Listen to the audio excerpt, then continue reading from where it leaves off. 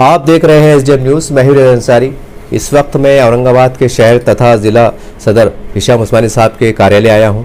और हमने मीडिया के माध्यम से देखा है, पूरा देश देख रहा है कि कर्नाटक हाई कोर्ट का फैसला आया है हिजाब को लेकर, जिसमें कहा गया है कि हिजाब यानी कि पर्दे का जो मामला है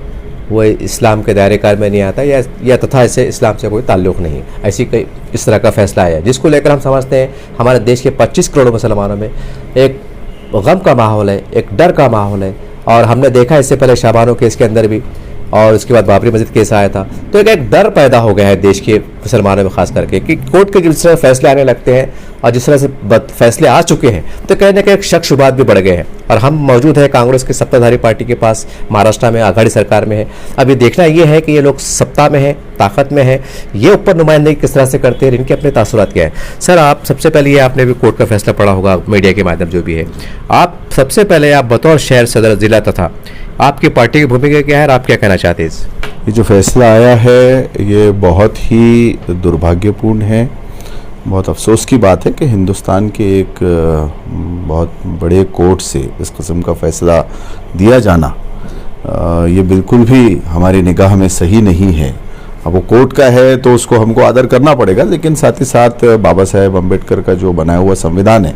वो हमको ये इजाज़त देता है कि इस फैसले को हम ऊपर के कोर्ट में चैलेंज कर सकते हैं। और आपने देखा है कि ये जो हाई कोर्ट का डिसीजन है ये चैलेंज हो चुका है। इसके साथ साथ एक बात शायद कुछ लोग जानते हैं या नहीं, जो भी है,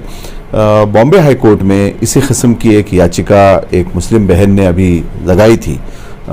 जिसके अंदर बॉम्बे हाई कोर्ट ने डिसीजन दिया है कि वो मुस्लिम बहन हिजाब पहनकर अपने कॉलेज जा सकती है। मेरे ख्याल से डेंटल क्षेत्र की वो हमारी बहन थी जो डेंटल की पढ़ाई पढ़ रही थी, बीडीएस की। इसी किस्म का मसला शायद उनके सामने पेश आया जिसकी वजह से उनको कोर्ट जाना पड़ा और बॉम्बे हाई कोर्ट ने ये फैसला दिया है कि वो पहन के जा सकते हैं। जहाँ तक हम जानते हैं या समझते हैं, मुझे नहीं लगता ये सुप्रीम कोर्ट में टिक पाएगा।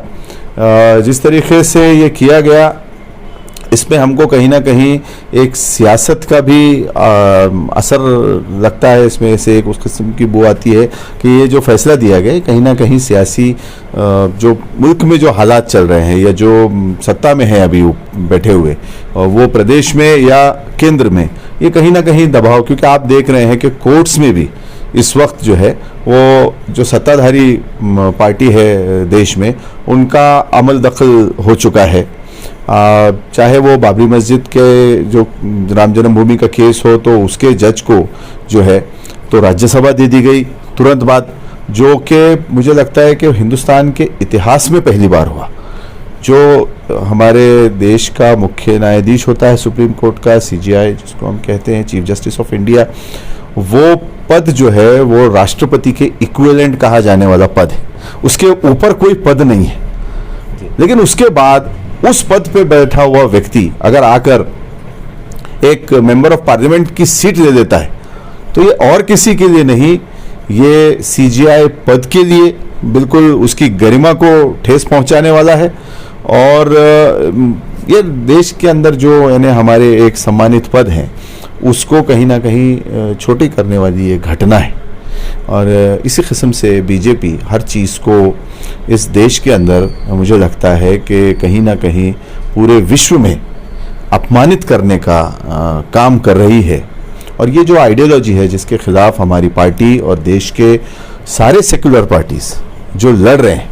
उसका कारण ये है कि ये देश हमारे पूर्वजों ने बहुत जतन से बनाया है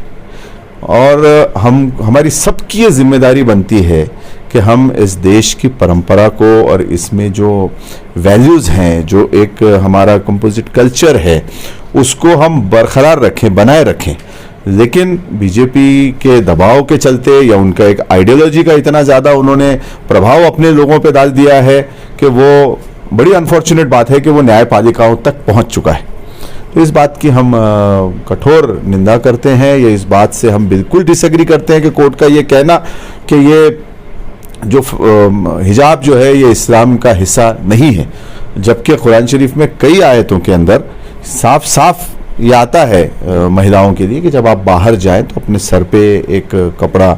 डाल दें, चादर डाल दें, इस किस्म से जो अरबी में जो शब्द यूज़ किए हुए हैं उसके लिए, इतना साफ, इतना वाजे होने के बावजूद कोर्ट का ये कहना कि ये मेरे सामने नहीं, मुझे लगता है सुप्रीम कोर्ट में दूध का दूध और पानी का पानी हो जाएगा। सर, हमने इससे पहले देखा है कि जब राजीव गांधी जिंदा थे, पंतप्रधान थे, और शाबानो केस का मसला आया था, 3 तलाक का मसला आया था, और चूंकि केंद्र में सरकार सेकुलर पार्टी थी, कांग्रेस पार्टी की थी, उनका दबदबा था, तो उन्होंने कानून बना के उसको पलटाया था। और चूंकि आप हालात बदल चुके हैं, बीजेपी सत्ता में, उनकी मेजोरिटी है कहीं ना कहीं, तो आपको लगता है सर अगर ये बात अगर तूल पकड़ ले जाए तो इसको पार्लियामेंट में कुछ कानून बना के, यानी कहीं ना कहीं जो उनकी लॉबी है कि हमें जिस सिम्त में जाना है वो अपने अज़ाइम में, नापाक अज़ाइम में शायद और आगे बढ़े, आपको लगता है ऐसा होने के संकेत है? क्योंकि ऐसी चर्चाएं भी चल रही है। देखिए, इफ एंड बट्स पे बात करना मुझे लगता है कि राजनीति में कभी कभी गलत डिस्कशन को बढ़ावा देने जैसा हो जाता है। बड़ी अनफॉर्चुनेट बात है कि कुछ पार्टियां इफ एंड बट्स पे ही कैसा होगा या हो सकता है उसके ऊपर ही राजनीति करके लोगों की भावनाओं को ज़्यादा भड़काते हैं और अपनी राजनीति चमकाते हैं। जब जो मसला जो सामने पेश आएगा उसको उस वक्त के हिसाब से सही तरीके से हैंडल किया जाना चाहिए और वो हैंडल किया जाएगा, ऐसा मुझे लगता है। दूसरी चीज़, ये जो हिजाब का जो मसला है ये प्योरली पॉलिटिकल मसला है, क्योंकि अगर आप हिंदुस्तान के जितने या भारत के जितने कम्युनिटीज़ के जो रीति रिवाज हैं उसको देखें तो ये जो सर ढकने का मामला है ये तो मुसलमानों के अंदर तो कुरान की वजह से हमारे पास आया हुआ है, लेकिन अगर आप दूसरे धर्मों के भी हमारे साथ जो भाई बहन रहते हैं उनको अगर आप देखें तो सिख समाज में हमारी जो बहनें हैं वो भी अपना सर ढक कर रखती हैं, क्योंकि कर्नाटक में भी सिख बहनों को ये तकलीफ आई।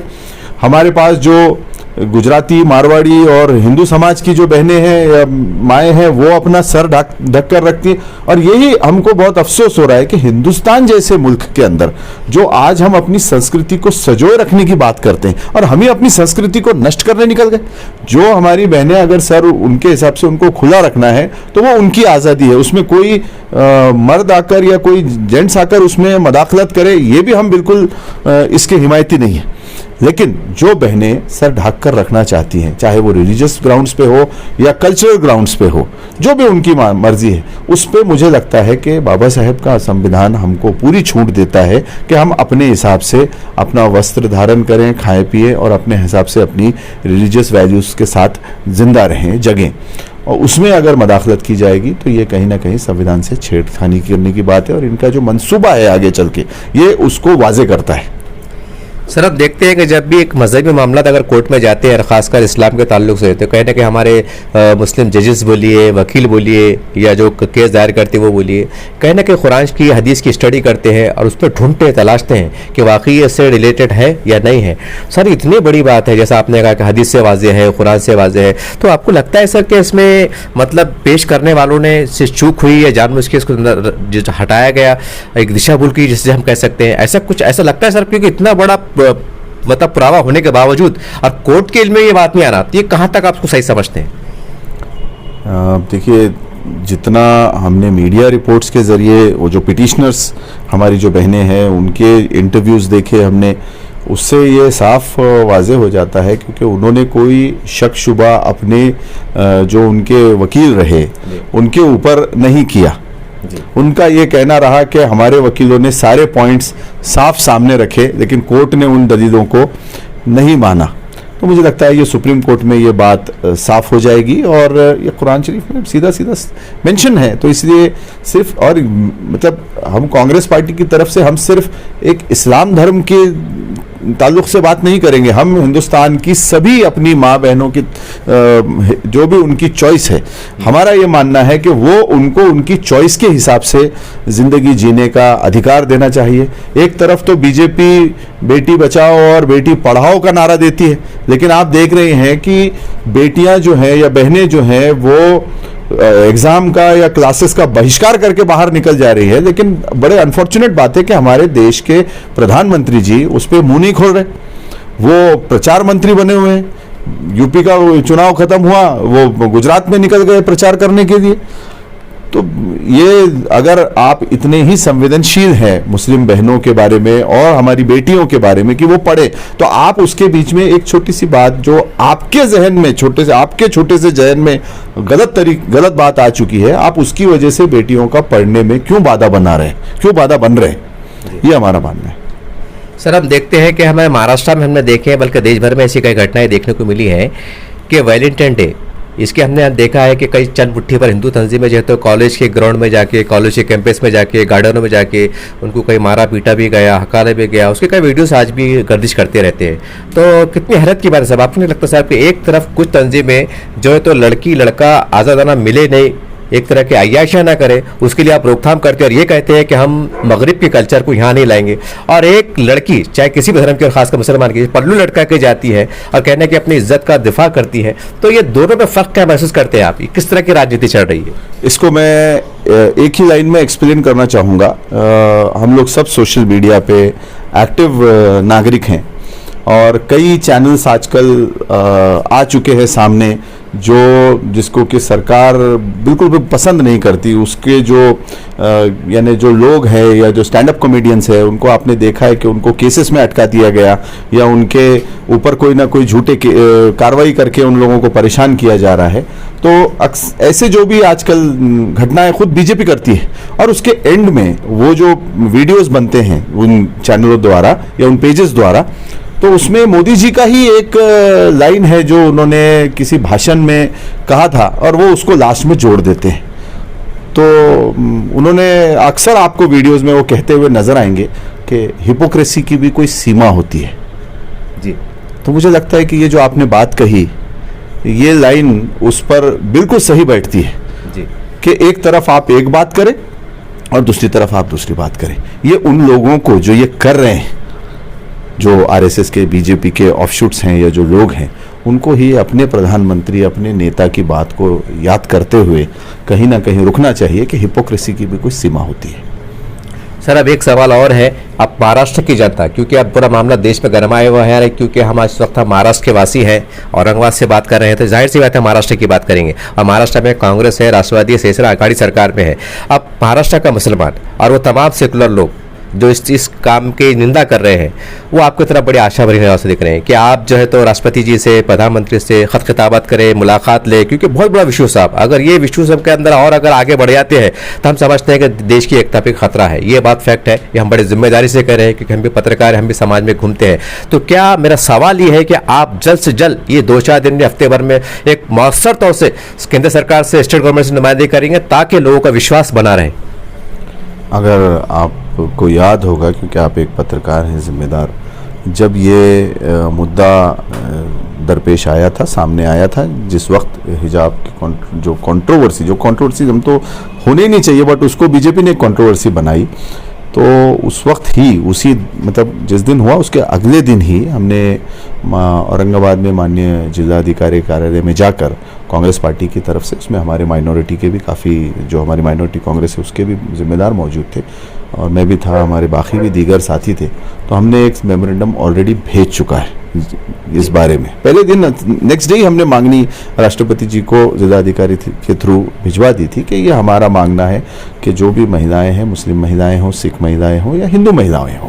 जो भी हैं, अगर अपना सर ढककर रखना चाहती हैं तो उनको उसकी जो आज़ादी है वो पूरी मिलनी चाहिए। तो इस पर तो हमने आवाज़ उठाई है। दूसरी चीज़, इस मामले में जो हमारा सेंट्रल या लीडरशिप है या हाई कमांड है, उसमें राहुल जी हो या प्रियंका जी हो या सोनिया जी हो या हमारे पार्टी के राष्ट्रीय प्रवक्ता हो, उन्होंने अपनी बात बहुत वाजे कर दी है सारे डिबेट्स में। आप जाके देख सकते हैं प्रियंका जी के, राहुल जी के ट्विटर अकाउंट पे आप जाके देख सकते हैं, जो वेरीफाइड उनके अकाउंट्स चल रहे हैं, उसमें उन्होंने हमेशा से ये बात की है कि ये जो है इसको कोई मुद्दा बनाना ही चाहिए नहीं, और मुस्लिम बहनें हो या सिख बहनें हो, उनको अपनी आज़ादी जो है वो पूरी मिलनी चाहिए। तो हमारा स्टैंड तो क्लियर है और कांग्रेस पार्टी ने ये बात उठा चुकी है ऑलरेडी।